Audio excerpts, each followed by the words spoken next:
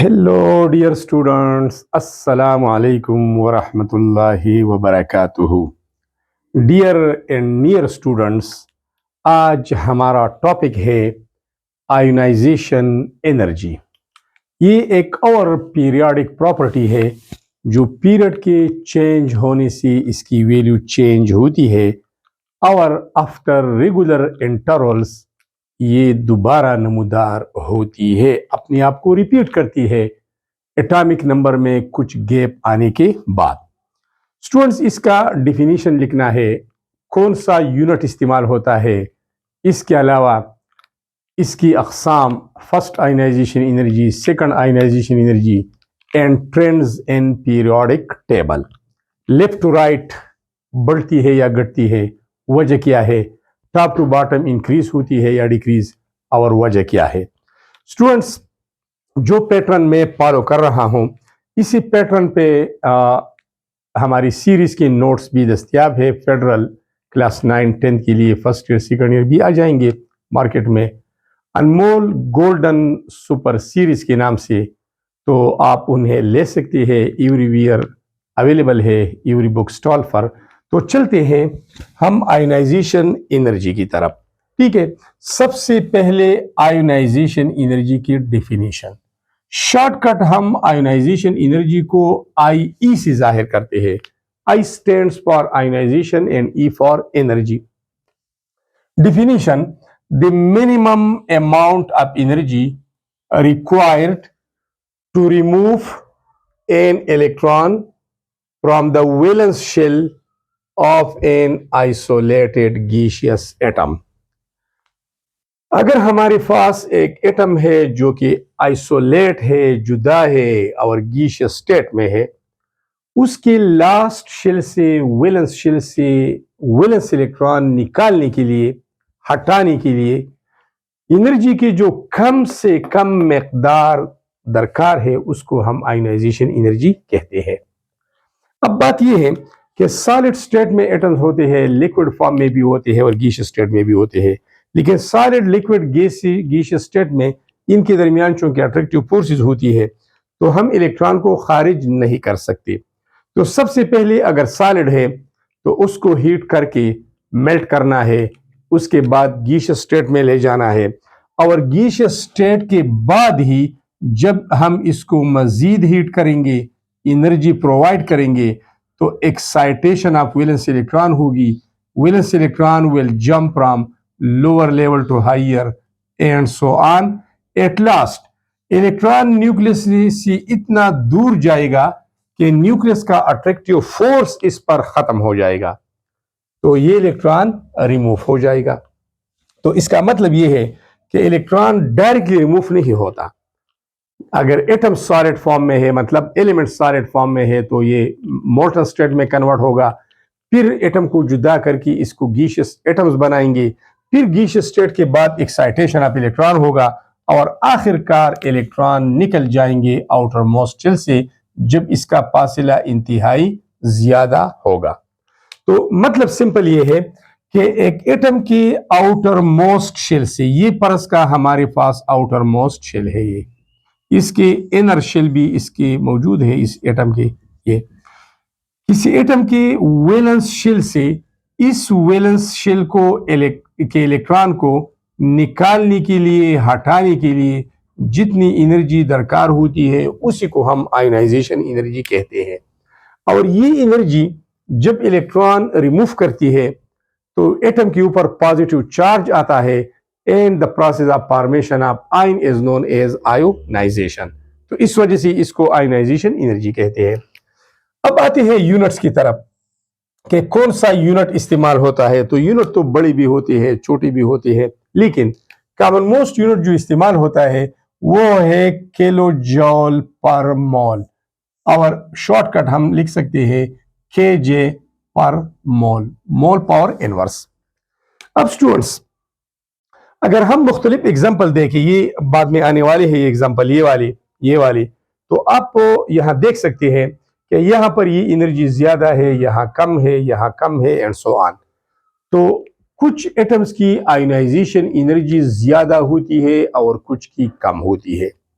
तो इसका मतलब ये है कि ionization energy value shows the strength of attractive forces between nucleus and valence electron. जितना न्यूक्लियस और वैलेंस इलेक्ट्रॉन के दरमियान अट्रैक्टिव फोर्स स्ट्रांग होगा, उतना ही ज्यादा एनर्जी दरकार होगा जो इसको इलेक्ट्रॉन को हटा सके। और इस इलेक्ट्रॉन को हटाने के लिए जो एनर्जी दरकार होती है उसी को तो हम आयोनाइजेशन एनर्जी बोलते हैं। तो आयोनाइजेशन एनर्जी ज्यादा होगी। अब अगर एक इलेक्ट्रॉन वैलेंस इलेक्ट्रॉन न्यूक्लियस से काफी फासले पर है तो फिर इनके दरमियान अट्रैक्टिव फोर्स कम होता है। ठीक है, जब कम होता है तो कम एनर्जी दरकार होगी इसी इलेक्ट्रॉन को हटाने के लिए। तो जब कम एनर्जी दरकार होगी तो इसका मतलब है कि यहां पर attractive force of electron with the nucleus ये वीक है। तो एक्चुअली आयोनाइजेशन एनर्जी वैल्यू हमें न्यूक्लियस और वैलेंस शेल के इलेक्ट्रॉन के दरमियान जो कुव्वत कशिश होती है उसका ताकत दिखाती है, उसकी स्ट्रेंथ दिखाती है कि ये फोर्स कितना स्ट्रांग है या कितना वीक है। अब स्टूडेंट्स आते हैं एग्जाम्पल की तरफ। एग्जाम्पल्स क्या है? अब यहां पर मैं एक बात करना भूल गया। असल में जब हम इलेक्ट्रॉन हटाते हैं तो कंसेप्ट ऑफ मोल का इस्तेमाल होता है। यहां पर क्लियर हो जाएगा। ये असल में हमने एक मोल एटम लेनी है और एक मोल का इलेक्ट्रॉन का इखराज करना है। ठीक है, एग्जाम्पल की तरफ आते हैं, आप खुद बहुत समझ जाएंगे। यहां पर मैंने लिया है सोडियम। तो सोडियम तो सॉलिड स्टेट में होता है, सॉफ्ट सॉलिड होता है। तो सबसे पहले हम सोडियम को हीट करेंगे कि वो गैसियस स्टेट या वेपर्स में कन्वर्ट हो जाए, एटम अलहदा हो जाए। तो जब सोडियम गैसियस स्टेट में हो, एटम्स अलहदा हो, तो सोडियम का एटॉमिक नंबर क्या है? 11 है। जब 11 है, यहां पर मैं लिखता हूं, यहां पर भी लिख सकता हूं, परस करें मैंने यहां लिख दिया 11 है। पहले शेल में 2, दूसरे में 8 और तीसरे में 1 इलेक्ट्रॉन है। लास्ट शेल में 3 इलेक्ट्रॉन है। अब यहां पर देखिए, ये पहला शेल है, ये दूसरा है और ये तीसरी में 1 है। ठीक है, अब हम इसको एनर्जी प्रोवाइड करते हैं, प्लस ई हम एनर्जी ऐड करते हैं। जब एनर्जी ऐड करते हैं तो सबसे पहले ये electron according to Bohr atomic model ये जंप करेगा नेक्स्ट हायर शेल में, इस तरह एक्साइटेशन होगा। बोहर कहता है when electron gain energy it jumps from low energy level to high energy level। ठीक है, हाई एनर्जी लेवल की तरफ जाता है, आखिरकार रिमूव हो जाता है क्योंकि न्यूक्लियस का इस पर अट्रैक्टिव फोर्स खत्म हो जाता है। मतलब कहने का यह है कि इलेक्ट्रॉन एक्साइटेशन होगी, इसके बाद रिमूवल होगी। तो ये लास्ट वाला इलेक्ट्रॉन जो है लास्ट शेल में, ये इसको वैलेंस इलेक्ट्रॉन कहते हैं। अब इसको हटाया जाता है तो इस सोडियम के ऊपर +1 चार्ज आएगा, ये आयन बनेगा। इसी वजह से इस एनर्जी को आयोनाइजेशन एनर्जी बोलते हैं। ठीक है, ये भी गैसियस स्टेट में होगा। अब आयोनाइजेशन एनर्जी IE की वैल्यू कितनी होगी? 496 किलो जूल पर मोल। इसका मतलब ये है कि 1 मोल सोडियम एटम से 1 मोल ऑफ इलेक्ट्रॉन, मतलब एवोगैड्रो नंबर ऑफ इलेक्ट्रॉन हटाने के लिए 496 किलो जूल एनर्जी दरकार होती है।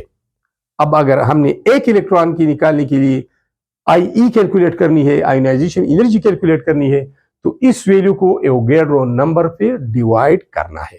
जब हम 496 को 6.023 इंटू 10 पावर 23 पर डिवाइड करेंगे तो एक इलेक्ट्रॉन की इखराज के लिए जितनी एनर्जी दरकार होगी वो हमारे पास आ जाएगी। अब आते हैं दूसरे एग्जांपल की तरफ। मैग्नीशियम का एटॉमिक नंबर 12 है। इसके पहली शेल में 2 इलेक्ट्रॉन है, दूसरी शेल में 8 है और तीसरी में 2, लास्ट शेल में 2 इलेक्ट्रॉन है। अब इस लास्ट शेल से इलेक्ट्रॉन हटाना है तो हमने एनर्जी ऐड करनी है। जब हम एनर्जी ऐड करेंगे तो ये 2 इलेक्ट्रॉन है, सबसे पहले 1 इलेक्ट्रॉन का इखराज होगा। और मैग्नीशियम जब 1 इलेक्ट्रॉन लूज करता है तो इसके ऊपर +1 चार्ज आएगा। अब 2 इलेक्ट्रॉन थे, 1 रह गया, 1 अब भी रह गया। तो the minimum amount of energy required to remove only 1 electron from the valence shell of an isolated and gaseous atom is known as ionization energy। इस एक इलेक्ट्रॉन को हटाने के लिए आयोनाइजेशन एनर्जी कितनी होगी? 738 किलो जूल पर मोल। इसकी बात मैं कर रहा हूं अभी। ठीक है, तो ये पहला इलेक्ट्रॉन हो गया। अब इसके लास्ट शेल में एक इलेक्ट्रॉन और भी है। अगर हम ये भी हटाना चाहे तो ये मैग्नीशियम +1 ऑलरेडी है, मानो पॉजिटिव आयन है। अब इसके लास्ट शेल से ये इलेक्ट्रॉन भी हटाना है। जब ये इलेक्ट्रॉन हम हटाएंगे तो इसके हटाने से ये चार्ज +2 होगा। ऑलरेडी एक इलेक्ट्रॉन रिमूव हुआ है, +1 चार्ज आ गया है, अब दूसरा भी रिमूव हो गया तो ये +2 पे चला गया। लेकिन अब इस दूसरे इलेक्ट्रॉन को हटाने के लिए एनर्जी कितनी दरकार होगी? 1450 किलो जूल पर मोल, ऑलमोस्ट डबल। अगर ये हम 700 ले ले और ये 1400 तो ये डबल हो गया। अब यहां पर एक क्वेश्चन राइज होता है कि यहां पर भी एक इलेक्ट्रॉन का इखराज है, यहां पर भी है, तो यहां पर एक इलेक्ट्रॉन, एक में बोलता हूं वरना ये किलो जूल पर मोल है, ये एक्चुअली 1 मोल ऑफ इलेक्ट्रॉन हटाना है। आपके समझाने के लिए बस एक ही बोलता हूं, ठीक है। यहां पर एक इलेक्ट्रॉन भी रिमूव हुआ है, यहां पर भी। यहां पर एनर्जी 738 है, यहां पर 1450 है। क्यों? तो स्टूडेंट्स यहां पर आ जाते हैं। सबसे पहले मैग्नीशियम जब न्यूट्रल होता है तो इसका एटॉमिक नंबर तो 12 है, इसका मतलब है 12 प्रोटॉन एंड 12 इलेक्ट्रॉन, तो balance number of electron and proton है। एक इलेक्ट्रॉन हटाने के लिए एनर्जी इतनी दरकार होती है 738। अब जब हमने एक इलेक्ट्रॉन हटा दिया तो मैग्नीशियम +1 बन गया। इसमें अब प्रोटॉन तो 12 है लेकिन इलेक्ट्रॉन 11 रह गई, तो अब प्रोटॉन की निस्बत इलेक्ट्रॉन कम हो गई। सो nuclear attraction now become stronger on the valence electron. अब प्रोटॉन की तादाद ज्यादा है, 12 पॉजिटिव चार्जेस है न्यूक्लियस में और 11 इलेक्ट्रॉन रह गई, 11 नेगेटिव चार्जेस है। अब एक इलेक्ट्रॉन पर एक नेगेटिव चार्ज होता है, तो 11 इलेक्ट्रॉन पर 11 नेगेटिव चार्जेस होंगे। तो number of positive charge is more as compare to the number of electron और negative charge. So this strong force will attract the valence electron more strongly. ये जो एक इलेक्ट्रॉन रह जाता है, दो थे, एक आउट हो गया, रिमूव हो गया, एक रह गया, तो इस पर अब मजीद अट्रैक्शन ज्यादा हो गया। तो अब इस इलेक्ट्रॉन को हटाने के लिए मजीद एनर्जी ज्यादा दरकार होगी, ठीक है। अब दूसरी बात, जब किसी एटम के लास्ट शेल में एक इलेक्ट्रॉन है, उसको हटाने के लिए जो एनर्जी दरकार होती है वो तो आयोनाइजेशन एनर्जी सिंपली हम बोलते हैं। लेकिन अगर 2 इलेक्ट्रॉन है जैसा कि मैग्नीशियम है, या 3 इलेक्ट्रॉन है जैसा कि एल्यूमिनियम है, तो 2 इलेक्ट्रॉन है इधर, ठीक है। अब दोनों को हटाने के लिए स्टेपवाइज एनर्जी दरकार होगी, तो इन दोनों को हम डिवाइड करते हैं फर्स्ट आयोनाइजेशन एनर्जी और सेकंड में। तो the minimum amount of energy required to remove one electron from the valence shell of an isolated and gaseous atom is called first ionization energy। इसको हम बोलते हैं फर्स्ट आयोनाइजेशन एनर्जी और Roman 1 से indicate करते हैं। अब दूसरे इलेक्ट्रॉन की रिमूव करने के लिए मजीद एनर्जी दरकार होगी, उसको फिर सेकंड आयोनाइजेशन एनर्जी कहते हैं। The amount of energy required to remove an electron from the valence shell of an isolated gaseous ion, already ion बन चुका है, तो मानो पॉजिटिव आयन के लास्ट शेल से लास्ट इलेक्ट्रॉन को हटाने के लिए जो एनर्जी दरकार होगी उसको हम बोलते हैं सेकंड आयोनाइजेशन एनर्जी। तो ये सेकंड आयोनाइजेशन एनर्जी कहलाती है। And it is clear now, second ionization energy is always greater than the first one. इसकी वैल्यू हमेशा ज्यादा होती है फर्स्ट वन के मुकाबले में।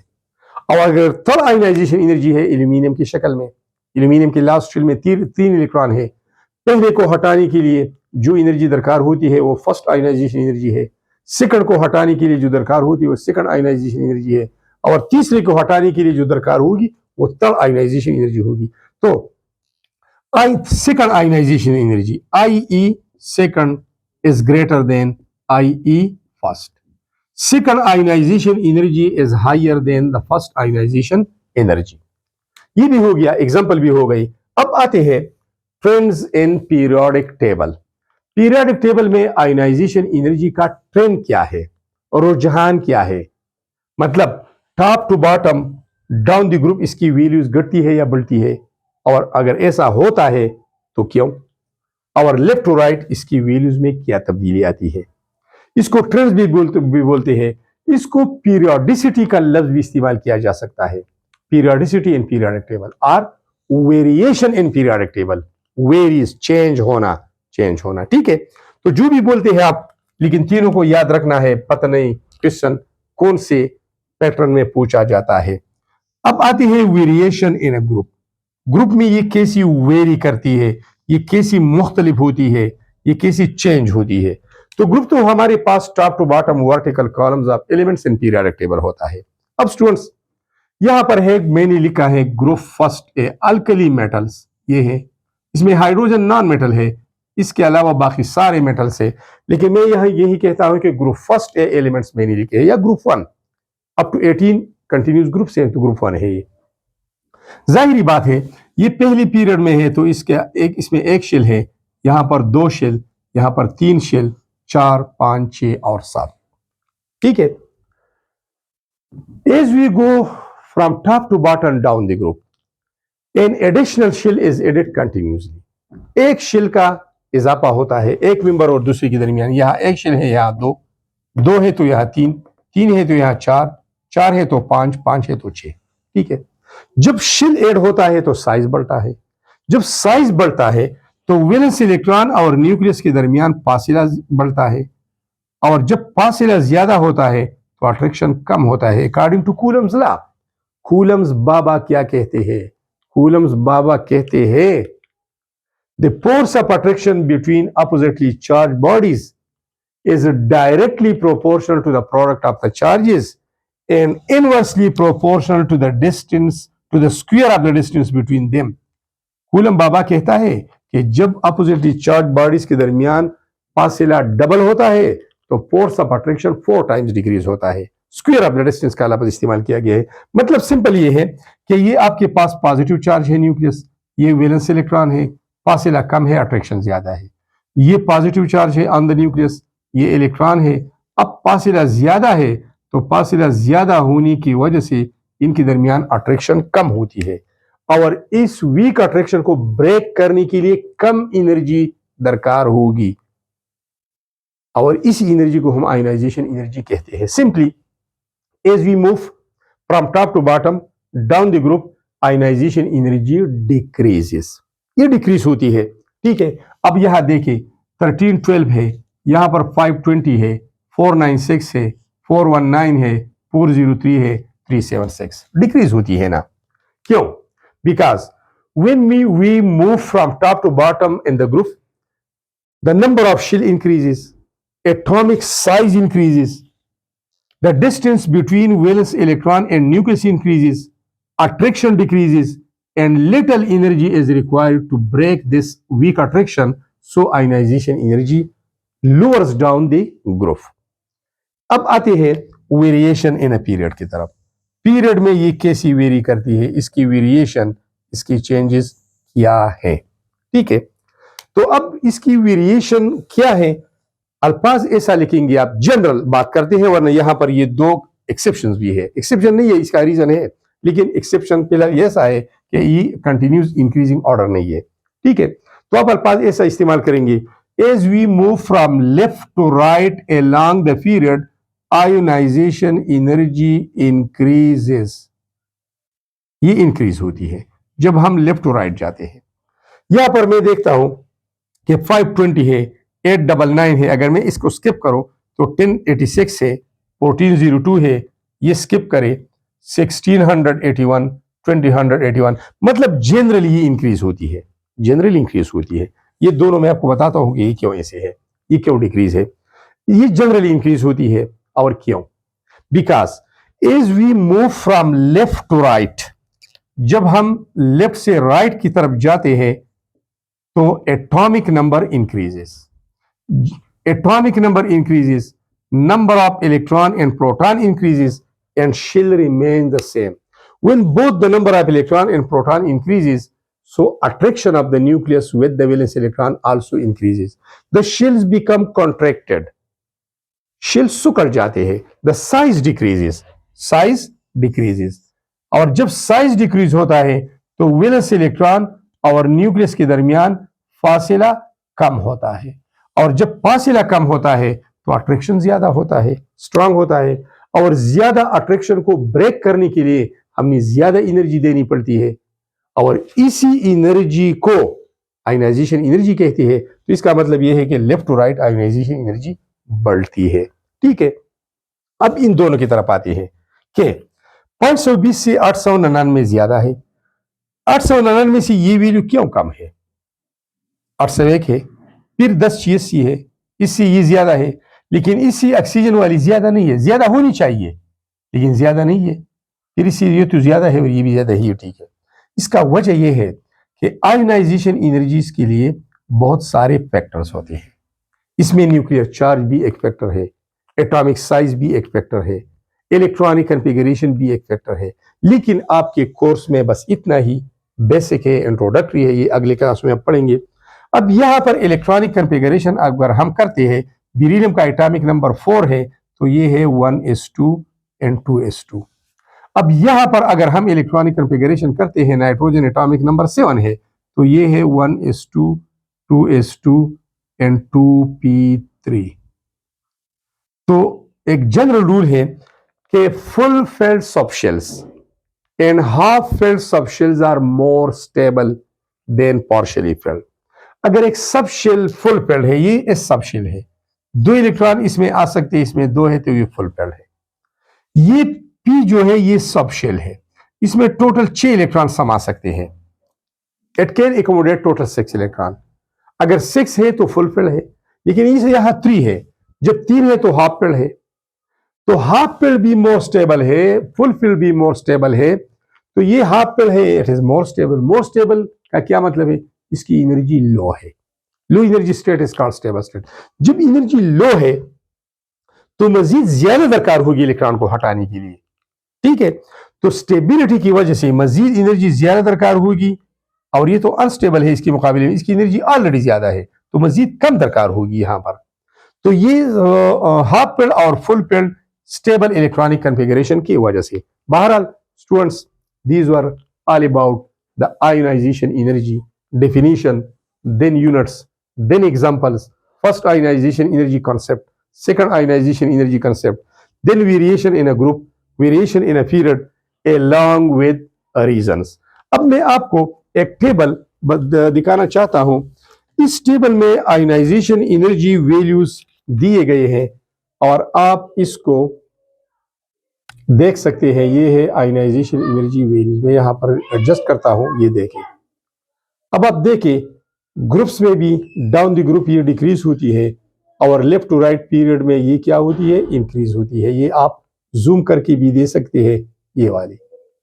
तो अगर आपको इसी पैटर्न पे ये नोट्स चाहिए तो अनमोल गोल्डन सुपर सीरीज के नाम से ये मार्केट में दस्तियाब है, और फेडरल बोर्ड क्लास 9, इस तरह 10 की भी है और क्लासेस की भी है, और सारे नोट्स है फिजिक्स, केमिस्ट्री और बायोलॉजी। Thanks a lot.